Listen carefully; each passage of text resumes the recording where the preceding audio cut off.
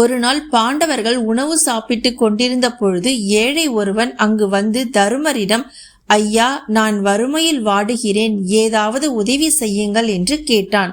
உடனே தருமர் தனது இடது கையால் பக்கத்தில் இருந்த வெள்ளி கிண்ணத்தை எடுத்து தானமாக கொடுத்தார். ஏழை வாங்கி சென்றதும் பீமன் கேட்டான், அண்ணா, இடது கையால் தர்மம் செய்வது பாவமாயிற்றே, தர்ம பலனும் இல்லையே, எல்லா சாஸ்திரங்களும் தெரிந்த நீங்களே இப்படி செய்யலாமா என்று கேட்டான். உடனே தருமர், தம்பி, ஏழையின் துயர் கேட்டதும் மனம் இறங்கி அவனுக்கு வெள்ளிக்கிணத்தை கொடுக்கும் வண்ணம் ஏற்பட்டது. நான் சாப்பிட்டு கை கழுவி வந்த பின்பு தரலாம் என்றால் அதற்குள் இந்த பொல்லாத மனம் எப்படி மாறிவிடுமோ? ஒருவேளை வேறு ஏதாவது பொருளை கொடுத்தால் போதாதா? வெள்ளிக்கிண்ணம் எதற்கு என்று கூட தோன்றலாம்.